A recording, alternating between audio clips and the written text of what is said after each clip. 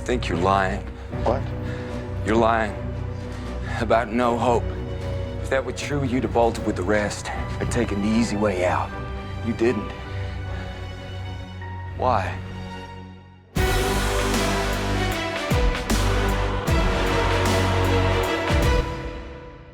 So today I'm going to break down season 11 episode 24, the series finale for The Walking Dead, the last ever episode of the main show. Stick around for what I thought of it and what I think is going to happen next. This is obviously a massive episode, and Rick Grimes is back. What an amazing way to end enough of the main show but still set up everything else. Really happy with it. It's so cool to see him. Look at that, we even got a little head tilt. You know that thing he does where he tilts his head like a confused puppy. Let's really get into episode 24, break it all down, and I'm going to give you my thoughts on it. But before we get into it, I want to thank Manta Sleep for sponsoring today's video. Manta Sleep are dedicated to making sure you get better sleep. Watching The Walking Dead, you kind of need that. After long editing sessions, I've suffered with bad sleep schedules, and it can really affect your life. I've used them a lot lately for podcasts I listen to, and it really helped. Manta have a whole array of masks for you to choose from. The Silk Mask, the Pro, Slim, Max, Weighted, Cool and Steam masks. There's no better time to get one of these masks, because I've got a discount code for you. Use code DRAKE at checkout to get 10% off, and they're already such a good price, so why not? Make sure you're getting better sleep. This episode started with Daryl taking Judith to the infirmary to try and save her, but then he's knocked out by Commonwealth guards and Judith has to defend them both. It really reminded me of in the Telltale games what Clementine has to do for Lee, as AJ would later do for Clementine. Then after the cold open, we're straight back to the group outside, and I didn't expect it to happen that early on in the episode, but we get straight to the presents. What an early Christmas gift. It's about a season late, but Jules dies. Then Luke is pulled to the ground by a walker and bitten on the leg as Jules is taken into the herd. This was the works of the slightly more capable variant pushing him to the floor. It shows that these characters just aren't used to that, and I think it was really well done. Amazing acting. At first I thought, well they're crying a bit too much over Jules, but it turned out Luke was actually dying. Really sad. I mean, Luke's fate for a character that hasn't been in it most of the season is something I saw coming among his return, and I always saw someone dying in Magna's group, but when the Grim Reaper came for Luke, it was surprisingly really sad. It sort of made me regret making fun of him all those times. Not really. They then have to move Judith's bed around the floor of the infirmary, while the walker herd with all those more capable variants are trying to break in. Now this struggle with the herd unfortunately leads to Rosita falling into it, and would later reveal that she was bitten in this scene. Gabriel. No, you're not. You're sat there on that windowsill with Eugene. I don't know why he went up first. It's a testament to how good Rosita's character is, because she was like, no, you go up there first, you big lump. I'll go last with the baby I've got to carry. Really cool. Again, last time Rosita did this was in episode 8 of this season, and when she came back in from being outside alone with the walkers, she had a blood on her neck in the same place that Andrea in the comics was bitten. Then after that, she had a dream of Abraham warning her of something, and before that even said to Gabriel, I keep freezing in front of walkers. I don't want to die and have Coco be raised an orphan. I'm afraid, and that feeling isn't going away. Feelings don't predict the future. You needed help with a walker, and now you think you'll keep needing help, and I'm saying the feeling will pass. City boy. I think it's really cool that Negan and Maggie had this scene where they were arguing who's gonna kill Pamela. I just thought it was really cool they were the ones to do that, and we get a really good scene when Negan says sorry because he knows what it feels like to be on his knees. I've not been overly keen on their scenes together in season 11. It's been the same, and when it has been good, one of them have overdone it. I trust you now, and then she doesn't, and then she does again. It feels like sometimes they treat every scene like they haven't spoken since season 9. They have. They've done it every episode, but this was perfect. Well, nearly. She fucking ruined it again.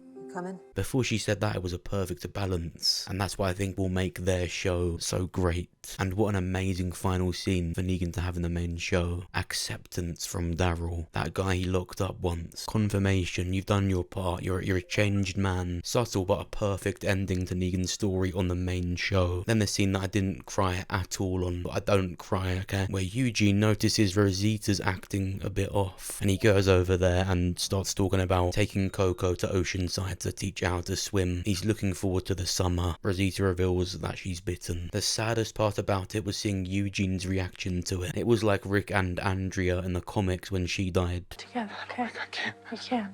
From the moment she got bitten to when she passed away, she lived. There were no bad memories of it. When she told Gabriel, you would have thought it'd break down.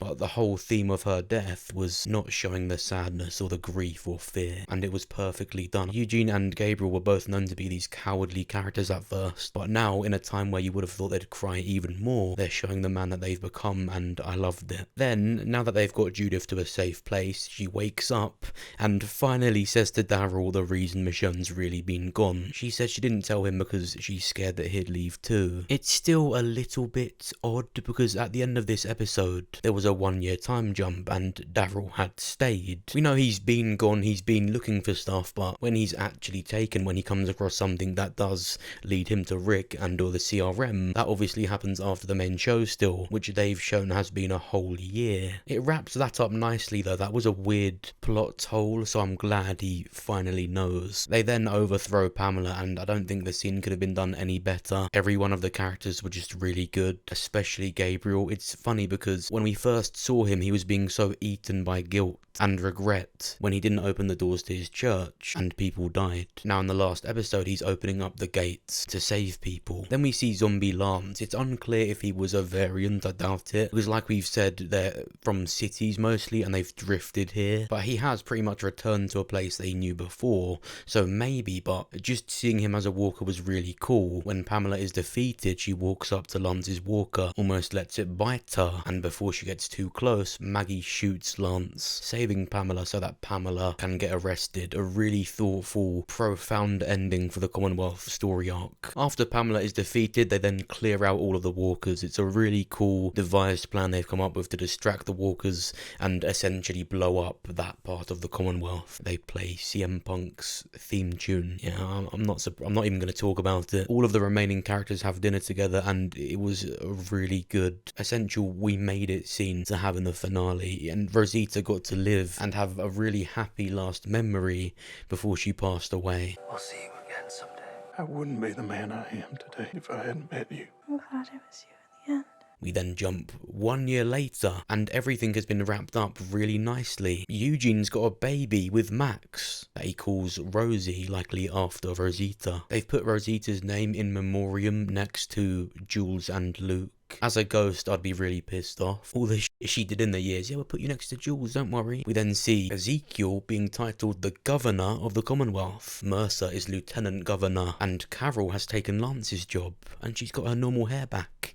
Yay, you don't look like Gandalf anymore. She looked like an egg rolled in cat hair. Judith receives a gift from Negan. It's the compass that she gave him. So Negan's okay, he wasn't there in that final scene. There were quite a few things that have been left untouched by the finale. For example, where Negan is, where Annie is. Has he got his baby? Chances are he does, because he sent his compass back to Judith and said he has now found his way. So although we don't see him there, we know he's okay. That's where he ended up as far as the main show goes. Now you might be thinking, wait a minute, Negan and Maggie still have to have their show. Daryl still has to end up in France, so what's going on? Well, a lot of stuff has been left for their spin-off shows to show you, but it's pretty obvious what's going to happen. While I think the main show did end enough of it, a big portion of it, that stuff is still yet to happen, which I think is even more exciting. I was genuinely thinking they would straight up show the CRM taking Herschel and Annie, or Negan's baby as well, at the end of the main show, but it hasn't happened yet, so it's not even a question of when will we next see these characters. Well, we're next going to see them in Negan and Maggie's show, because they're residing at the Commonwealth. You might have thought at the end of the episode, wait a minute, Lance said all that stuff that suggested the CRM, yet we didn't actually see it in this episode. We're going to see that. I prefer it that way as well. It's a lot more exciting. We're still yet to see the repercussions of what Lance's fate really meant. It was the best way to end the main show in the state that it's in now. The Walking Dead is just changing with the times. The original plan is that the main show would have much more seasons, but AMC made the, I think now,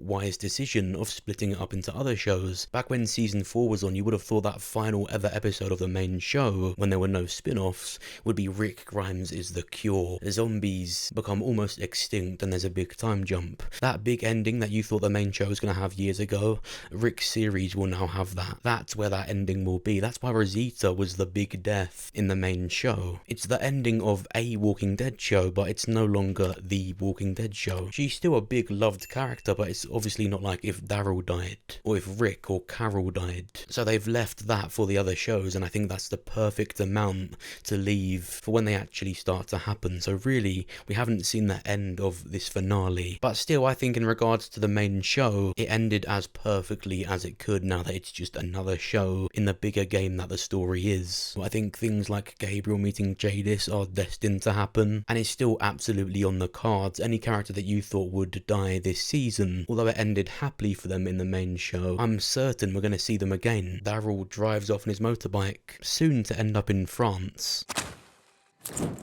Then of course, the bit you've been waiting for, we see Rick.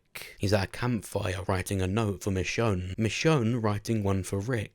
This is Michonne still following the footsteps that Rick left, as we saw in her final episode in the main show, where she found Rick's boots, and this phone with a sketch on it. Remember, when Michonne found Rick's boots, it was answered on World Beyond why they were there. That the CRM, when they capture you, they take your shoes. A strong feat. Tell you why they took your boots? They said it was so I wouldn't run. Bet you could have, though. Look at those clompers. You could skip through a rock pile with those. This told us that Rick had tried to return. This is the exact same boat that Michonne found. It's got the same numbers on it, 672. Now, because after Rick left there was a 7-year time jump, when Michonne found his stuff on the boat, that was 7 years after Rick had left. So this scene here isn't actually showing us what Rick is doing right now. This is just one of his attempts at escaping the CRM, showing how his stuff got on that boat. The city in the background looks a lot like what we saw in the teaser we got in 2019 showing Philadelphia. So this is likely Philadelphia. I'm pretty certain on that. I did a video a while ago that of course still stands, where I go into more detail about this, but basically on top of the phone that Michonne found, there were documents stating where the ship has previously been docked, and it was last documented to be at New Jersey, which happens to be that close to Philadelphia, what Rick is looking at right now.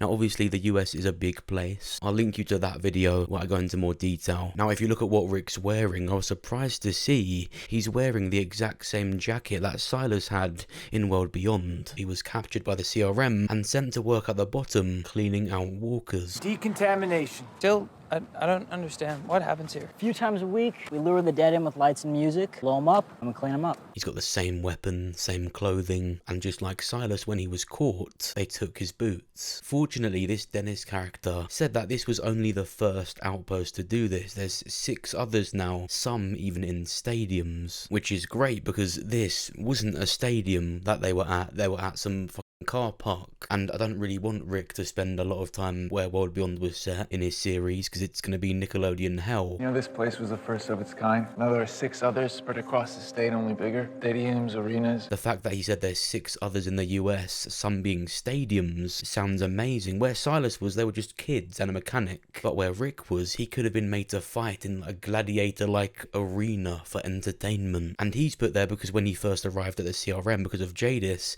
he lived in luxury, but he got knocked down to a place with a similar purpose to where Silas was, but in a big stadium. Rick won't be with kids, so I hope we get some cool moment in the Rick series where we see he was made to fight. A bit like Hopper in Stranger Things when he was sent to the Gulag. Picture that, but with Rick and in America, where they're really dramatic. And the CRM have made this gladiator type stadium, and not only do they have to clean up the walkers, they have to fight. Like I've said from the start, where Rick is, where Rick's been, it has to be so much darker than anything World Beyond has shown us, because the Nickelodeon we saw in World Beyond would not hold Rick back. It has to be worse. So this is Rick. He's been at the CRM. For some reason he was sent to the bottom of the ranks, pretty much being some janitor clearing out walkers that approach the CRM. This is him after he's been captured already. He's been caught. He's tried to run away again. He's almost used to it. He looks up and smiles. That was the last shot. This is really cool because I was hoping they would do something like this where the Rick series actually starts when he arrives at the CRM. I want to see before the 7-year time jump, and as we see that, we see Michonne set after her last episode in the main show looking for Rick, and as she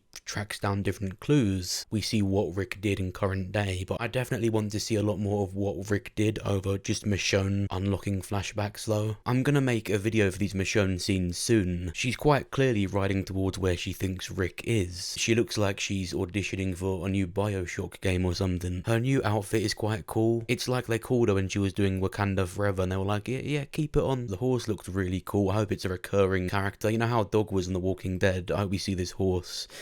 Don't know if we will. She's riding into a herd on it. A bit selfish, isn't it? But she's not with that big army she saw at the end of her final episode. She's got leather armor. So I think those people she found could have made this costume for her so that she could go and find Rick. They've said, no, we're not going to go with you through that herd, but we're going to make you an outfit with armor so you can go through it yourself. If we look closely, not all of this herd are zombies. There's some stragglers in front that I think Michonne is going to help. It also looks like they're even going to try and orchestrate their own attack on a known CRM location by summoning their own herd. That's why Michonne's going down there, to help the people she's met control the zombies. This could be her first attempt at trying to get Rick or someone else out. But of course, I don't think the first attempt will do it. We literally saw Rick in this scene wearing a jacket where if you have that rank, you draw in zombies with music and explosions. So if this is their plan, I don't think it will work. I am really excited to see what this is though. But I think this was done perfectly. They haven't shown too much. They certainly didn't show too little. Daryl's aware of him now. We saw a little bit of what Rick's been up to where Michonne is. It was a great way to have Rick still be involved in what went on at the end of the main show too. They both share the quote, "We are the ones that live," and the last thing we see is Judith saying to RJ, "We get to start over. We're the ones who live." I like the sentiment of it, and I like that was the final thing we see in the main show. But I did feel a bit forced when she said it. But I think that's just kid characters in The Walking Dead in general, and I'm not overly keen on the quote itself. I like the sentiment of Rick and Michonne writing letters to each other and using that quote as a motto. But you don't really say that in conversation, do you? Let alone if you're 12. It paid tribute to every single character that's been in the show perfectly. It ended and wrapped up just the right amount of stuff in the main show, and teased all of the other stuff to come in the Walking Dead universe. I'm really happy with this, and I'm excited. What did you think? What did you think of the end of The Walking Dead? What did you think of Rick Grimes' return? And what do you want to see in the other shows? Let me know what you think down below in the comments. Press the like button on the video if you enjoyed it. Subscribe if you're new. Thank you for watching. I'll see you soon.